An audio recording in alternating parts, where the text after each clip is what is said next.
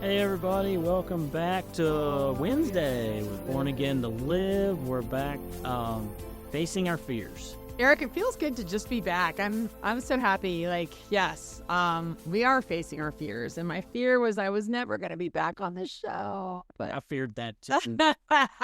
he's like, Amy's had too much time away. She's going to decide she likes it better. She's gonna find a replacement for her or something. I don't know, but What would you do if I just pick some random person like, hey, Eric, I'd like you to meet Jessica. She's going to be my replacement in the show. And you're like, I don't know if that works. just a what? Yeah, exactly. That's like, well, I wasn't really sure what your schedule was gonna be like, and so like for today, I was coming up with a plan. I'm like, all right, so if Amy can't, Mm-hmm. because you're in the middle of camp, and I'm not gonna bombard you with like, hey, are we gonna do this? Yeah. So I was like, all right, I'm going to come up with a backup plan, but at the same time, Amy is the plan. I don't know what. But if there's another plan, here's what it is. And I said something to Shanda, and Shanda's like, I get out of school at like 2. I could do that. Nice. That'd be cool. But no, I want Amy. Oh, my Like, gosh. I love you, Shanda, but at the same time, it's like, I want the original plan. Because it works. I don't know. I mean, it does. It works with us. So, Well, it's good to be back, but Shanda, I love you. You were never my backup plan. yeah, Um, thanks. No. but no, like facing fears. I was gonna say towards the end of yesterday when we were talking about, you know, walking in the dark or just being in a storm and actually being afraid. Eric, sometimes the thing that gives me the most comfort is I think to myself, God has called me to do way too much in this lifetime. I don't think right now is when he's taking me out, and it's whether we've all been in those situations where we're in the highway and like those storms open up and you can barely see out the dashboard, right? That rain is just coming down so hard. And that's, and then you start hydroplaning. And I've had a lot of moments like that driving. And as scary as they were in that moment, it was kind of like, yeah, the guy from Cloudy and the Chance of Meatballs. Like, it's not about, this isn't the day I'm going to cry. This is like, nope, today's not my day to die. Like, and I just tell myself that, I'm like, nope, God's got a plan for me. He's got a lot that I need to do. Like, he could take me right now, and that would not be bad, don't throw me to the good time, as Rob Reynolds would say. But I can have this calm strength knowing like, man, God's got a lot he needs me to do still. So I'm not going to fear it. And I think, fear really is all about like dwelling on the worst case scenario. Yeah. Right. That's what it is. And so, yeah, I'm not saying God couldn't take me out at any moment because I know he can, but I'm certainly just not going to dwell on that possibility. Yeah. It's either going to happen or it's not. So I can't imagine though being in Lindsay's situation on that Tuesday. ooh, Like, I Tuesday, can't Wednesday, either. because the electric had gone out. You're in your house, the water is rising, and at 2 o'clock in the morning, the fire department shows up to evacuate you. Mm-hmm. Like, no lights, pitch dark, water rising. You don't know what's going on, what's around you, anything. The fact that you're okay and that you can come out of this on the other side, you've lost a lot. And I know I saw pictures the other day she posted of all of her storage unit basically is gone. Oh my trash, goodness. awful. And I'm so sorry that she went through all that and all the people of that area. But yeah, I cannot imagine the amount of fear. But at the same time, you were bold enough to get on the boat Yeah. and leave whatever life you had in that building or whatever just behind you and not knowing if you're going to get it back. Right. So that takes some strength. That takes some faith to just get in the boat and just be like, I'm going.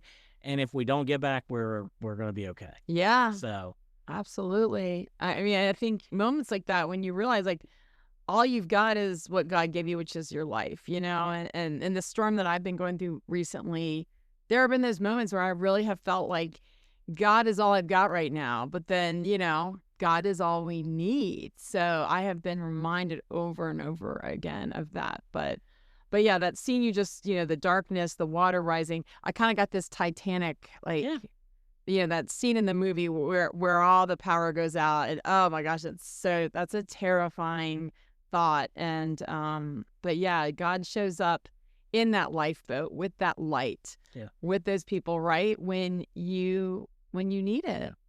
You cry out to him, Abba, Father, and he will save you. That's what scripture says, right? And I think I saw a report that like the Buchanan Weston flooding, only 2 lives were lost, Okay. and there were a couple.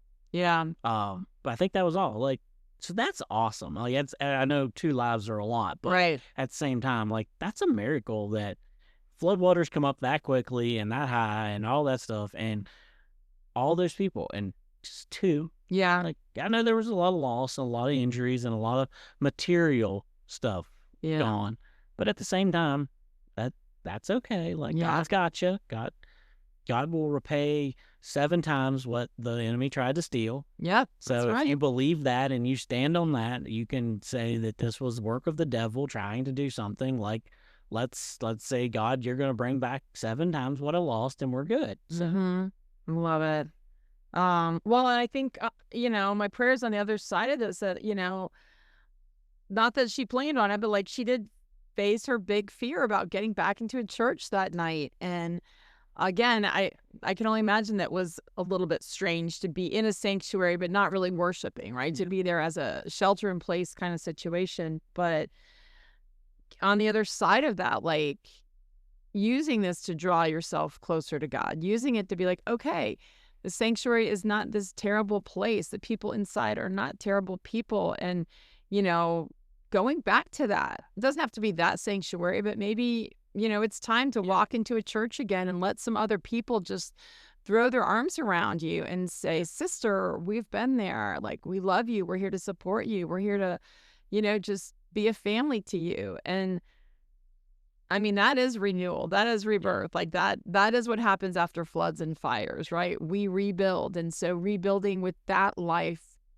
that makes all the fear worth it. and every time I reach out, Retched to Great. I've made Eric feel weird about Yes, his I West can't Virginia. Is it? Now, eventually Eric, do just that. do you. But every time I did, she would say, thank you so much for just asking. Yeah. And we talked about how, sometimes you just feel so alone in those moments. And even in a house with somebody, you can feel so alone and this and that. And, again, with DJ, I was talking about the ceremony when I got my license. Yeah. And, standing at the altar and nobody around. And I just felt like the whole world had left me at that moment. Like, Jay didn't pray for me. And I felt like, well, I'm not going to receive the Holy Spirit, which I already had the Holy Spirit. So I don't know why I was having that. But I let those like alone feelings and those 2 people who just randomly put their hands on my shoulder and it's like, we're with you. And I'm like, oh, Yeah. like, again, when you're facing a fear, that's God putting his hand on your shoulder going, hey, I'm here. All you got to do is lean into it and I've got you. So a lot of times we let our minds play tricks on us and we allow Satan that little bit of foothold, Mhm. Talk about our armor that we put on every day when we did that series and how those shoes are designed with cleats on the bottom so that you don't allow yourself to slip. Yeah. Well, we have to put that armor on every day because if we allow Satan one little foothold, he's going to push and push and push. Oh, yeah. And that's what we do. And that's why we allow that fear to take grip on us sometimes is we just say a little crack and he's like, all right, I'm in. Yeah. And he'll run with it and he'll deceive you and he'll drive that fear deeper into your heart until you lean into God and say, why am I afraid of that? Right. You've got that. You know everything. You know the outcome of this already. Yeah. So in those situations, I'm glad that I could be I might be miles and miles away, but I could reach out and say, hey, I know there's flooding. How are you doing? What's going on? Are you okay? Are you safe? And I know it might not mean a lot to some people, but it might mean the world to that person. So, well, I think what you're describing there, Eric, is like spiraling, right? There's a reason we spiral because once Satan gets a foothold, it's like, okay, they're scared. Now I'm going to give them even more to be scared about. Now I'm going to bring up this memory or this thought.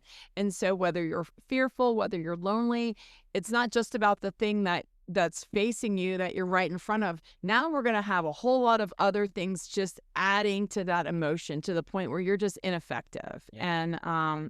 And then he's really got you. And in moments like that, you just you got to cry out for that peace, for that strength. Give me that courage, God. Like he will give it, and again, that's why I think, 2 Timothy 1:7 is my life verse because it's like, when I feel afraid, I'm like, nope, God gave me power. Like, who doesn't want power? It's not my power, it's his power. He holds it all, he's done it all, he's defeated it all. Yeah. I want some of that power. I think even like a little sliver, that little sliver of pumpkin pie that you eat because you really want pumpkin pie, but you're so full from Thanksgiving. You're like, I just want that little razor thin piece. I think all we need is that razor thin piece of God's power, and we can overcome everything, But yeah, we can't give the devil a foothold. We can't just let our feelings and our fears run amok just because we're already beaten down. We've got to just cry out to God. I need your strength. I need your peace. I need your courage. I need your comfort. Ask and you shall receive. And that's why DJ and I talked about the battle buddy, like the person that that when you're feeling that, and like I can't fight this on my own. You send that text, you give that call, and you say, listen, he's at it again, man. I need some help. And it's that person. And yeah, I know it's hard. There's times where that's what the devil does. He deceive you, and then he'll separate you, and he puts you in that little spot where you feel like nobody cares and nobody's going to help you. But you got to be strong enough to know that, all right, God gave me something, and he gave me the people too. And a lot of times that's where I love that God is so who he is, because you can't reach out, but that person might. Yeah. That battle buddy might be like, I haven't talked to Eric in a little while. I'm going to just call him up. And it's, whoa, I need this more than you ever knew. And that's the power of God, that he can do that even when you think you're spiraling out and you don't want to be around people or whatever. Yeah. Or you're in a desolate situation where it's like, I don't have service and I don't have this and I'm in a sanctuary and I don't know what to do. And it could be a text message of, hey, I know this person. I've never met Lindsay. I'll be honest. I've never met her in person. But we talk about the podcast. Oh, wow. I knew where she lived and I know who she is and I know her kids. And I'm like, are you okay? That's so crazy. Now I thought you knew her. No, we've never met, other than she messaged about the podcast because a friend of mine from Baker, who's actually her kid's stepmom. Wow. Sent her this thing and said, you might like this. I love that. And we've never met other than just a little bit of messaging. Like, that's it. That's so cool. Yeah, this is why we need a Born Again to Live, like, I don't know, barbecue or picnic. We got to meet all of the people, Eric. I don't know anybody that you're talking about, but, well, on the topic of battle buddies, like, a shout out to Shanda.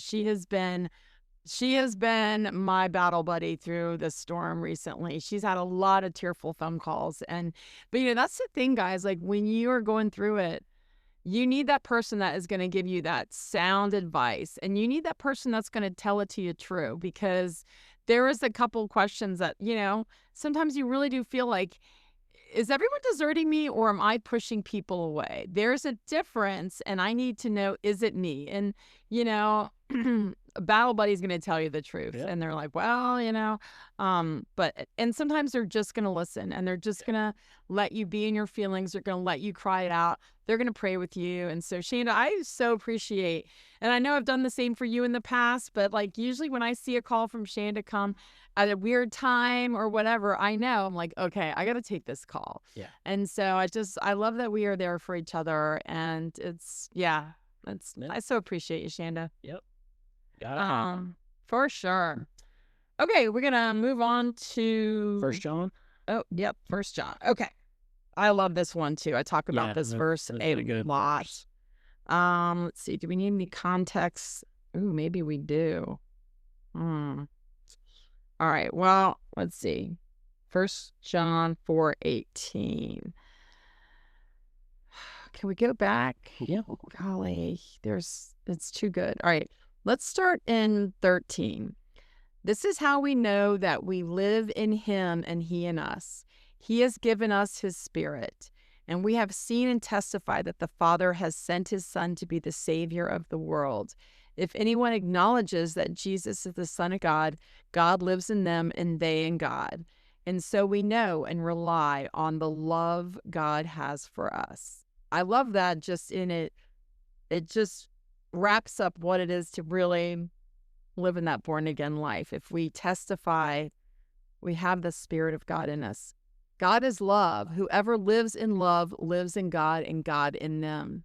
This is how love is made complete among us, so that we will have confidence on the day of judgment. In this world, we are like Jesus. There is no fear in love, but perfect love drives out fear, because fear has to do with punishment. The one who fears is not made perfect in love. We love because he first loved us.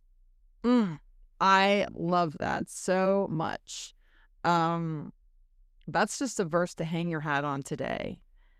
Everything we do at Big Blue, everything I do at camp, we do at camp, it is because God first loved us. When you feel that you are loved, and it kind of goes back to what we were talking about Saturday night with the Big Blue Gives Back, and we talked about that on the episodes before, right? Yeah. You know, I was you were all excited about, I think, kind of the response and the everything from the first Big Blue Gives Back, and you're talking to the kids about when the next one is. And, you know, Susan and I had this sort of sidebar conversation, but I was like, wow, you know, stuff like this can transform a community when you no longer feel ignored, when you no longer feel irrelevant.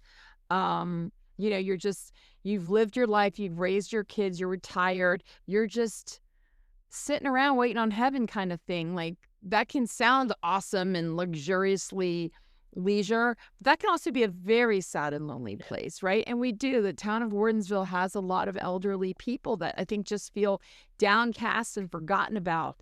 But then when you have people that say, we see you and we love you and we want to serve you, like, that is just infectious. Like, the whole community is going to come together, because once one person feels loved, they're going to love everyone else around them, because God loved us first, and then therefore they can love.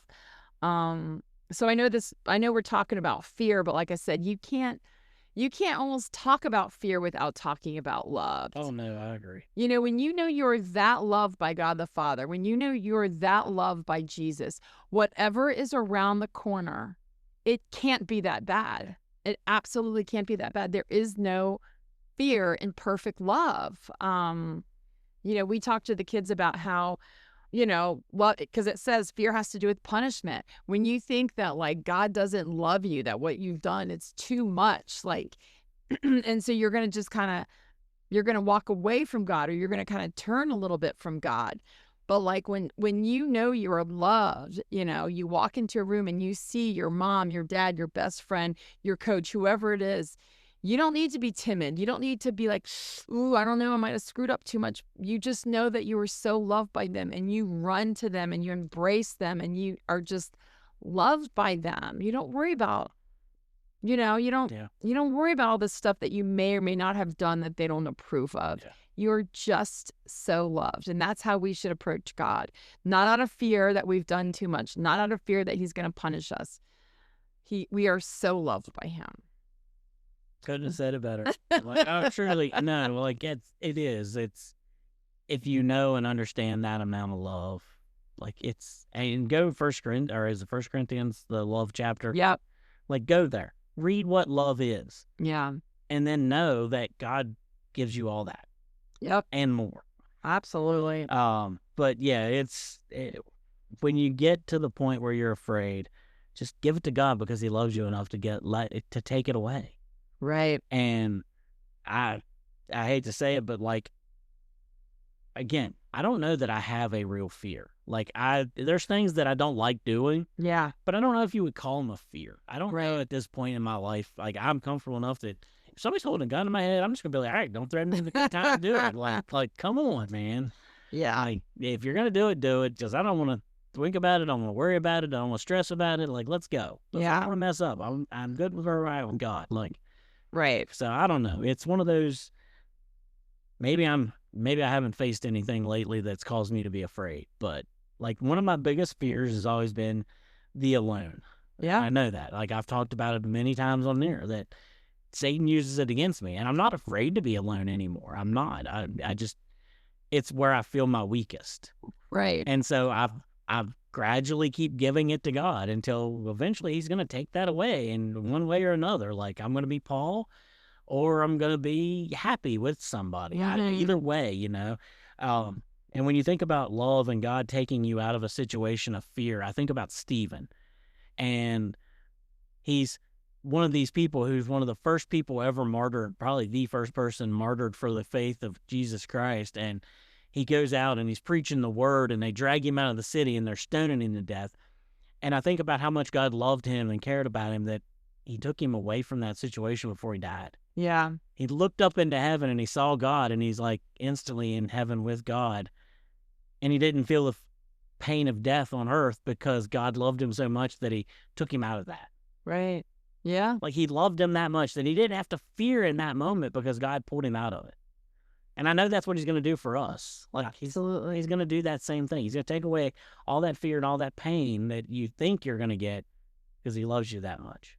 Yeah. And I mean, and the Lord Jesus, you know, he commanded us to love our neighbors. And I think so many people in this world, Eric, they're afraid of, you know, it's funny, we're talking about kind of the polar opposites of fear and love, but there are people that are afraid to love. Mm-hmm. You know, they are afraid of, well, what if I put all my heart and soul into this person and they don't love me back, or they don't respect me, or this or that and the other. And like, we're not just talking about relationship love. We are talking about that agape love, like you said, that 1 Corinthians love, where we don't keep records of right or wrong. We are not envious. We are not boastful. But either way, either type of love, you can't go through the world saying, well, if I give too much, like I'm gonna get, you know, because we can get bitter, we can get jaded, we can get cynical. If I love too much and nobody loves me back, or if I love too much and I get hurt, kind of a thing. But man, like, I think when it comes to like loving people the way God called us to, like, you can't go wrong. Like, you can't mess this up. If you love people with everything you've got, you feel that love, you get that love in return. And maybe it's not from the person that you are putting every ounce of effort into. But man, you know, God's up there just being like, that's my kid, and I'm so proud of you. And you feel it in return, even if it doesn't come from who you think it's going to. Yeah. And you know, as weird as it sounds, like in my mom's last months on this planet, like I was telling somebody, I've never had more love for myself than when I was serving my mom. You know, because in those moments, I'm like, I hadn't showered in 3 days. Like, I looked my worst. I maybe even felt my worst physically because I was exhausted. I was frustrated and everything. But man, I had a love for myself that just went beyond anything I've ever really felt before, because I was just in service to somebody else. I was loving someone unconditionally. I wasn't fearing the future. And man, it was an incredible time. It's really hard to describe to people, but yeah. So those are my thoughts on just loving ourselves and loving other people. That we can't, if we go through this life just being so afraid of getting hurt, we're never going to reach the potential that God has for us, right? And again, on the do not fear theme that we're talking about, the beauty is on the other side of this broken world, we will get that complete, that whole, that perfect love, even if we never quite get it here, which, Eric, I don't think we quite get it here. Like, we can't fathom what pure, perfect love feels like. Because even though we say we love people unconditionally, we don't. No. We get angry at them the minute they don't return a call or a text, or remember your birthday, or say I love you, or whatever. Our own kids, our own spouses, our own boyfriends and girlfriends, whoever it is, like, we don't know how to love unconditionally. Only God can do that. Yep. I agree 100%. Yeah. So we're getting towards the end of this one. I got one verse left that I put in this, and it's 1 Peter 5:7. And when it comes to fear, I believe it's what you got to do. It's cast all your cares upon him, for he cares for you. Yeah. Like, that's what you got to do. You got to give it to God. Like, as bad as that fear moment is, and I can't imagine stepping into that boat in the dark, in the cold, in the rain, in the rising water. Yeah. You have to say, God, this is your plan. I know that you took care of me. You brought the boat.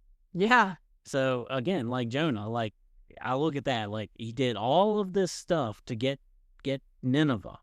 Mm-hmm. We just have to cast our cares on him and say, all right, he's going to move heaven and earth to make sure we know him. Yeah, he is. So he's not going to let you die in a fearful moment, or he's not going to let fear overcome you if you just say, God, I trust you with it. Right. Whatever the situation, whatever the problem, if it's spiders or death or singleness or whatever your fear may be, just say, God, it's all yours. Like whenever I get that feeling, I want to think God's got that. Like I gave it to him. I trusted him with it. Now I need to stop trying to hold on to it. It's almost like the burned up piece of ash that you can never grab again. Like once you give it to God, you're done. Like it's his and he owns it. Mm-hmm. So stop trying to get it back. Right. And then you can live in this kind of excited expectation of like, I wonder what God's going to do with this. Yeah. You know, because he will. He'll move. You gotta wait patiently sometimes, but he will take care of it because he loves you. He loves his children. I always laugh that when I stand up to talk, I used to have a fear of public speaking, microphones, and cameras. And I have a podcast and I'm a preacher most of the time. Yeah. Sure. It's amazing what God will do with your insecurities, not fear, insecurities maybe. Mm-hmm. God will turn them around and use them in ways that you were like, I don't want that. And he's like, well, you're gonna. Yeah. So sometimes your fears and your insecurities, God will use them as your strengths. Well, and listeners, I would just like to say as a little, what are we on? Wednesdays? Today, Wednesday is our Wednesday tidbit. If you need an action item, one of the things that we talked about at camp was just willingness. Like that is where you start with God. Have this willingness that says, God, show me, use me, teach me, like give me this purpose. Like you have to be willing to be used by God. And that is as simple as just praying to him and asking to be used and really meaning it. Not just, you don't mean it in the moment because you're afraid of something or you need it in the moment to look good. Just an earnest, God, I am willing. What do you got for me? That's funny because when the mission trip, they gave us these little stickers that said made for this. And it was a blank and you had to fill in what yours was. And I stuck it on my water bottle. And like 3 days later, I wrote willingness. Love that. Because I was thinking like I'm made for what? And I was thinking like I'm made for missions. I'm made for preaching. And I'm going through all these things. And I'm like, nope, I just need to say yes. Yep. And so I was like, what's a word that can say that? And I was like, I'm willing. Whatever God's will, I'm willing to do it. So I filled it in with willingness. I love that. That was my word. That's it. And with that kind of attitude, yeah, God will use you. Yeah, and that's what I wanted out of that is that I want to be used by God to the point where I know when I get there and I walk in through those gates or whatever, or I blink my eyes here and I'll go open them in heaven that he says, well done. Yes. Well done. Come on over and see your reward. Oh my gosh, I can't wait. So yeah, that's the goal. So don't fear. All right, guys, we'll be back tomorrow. Bye.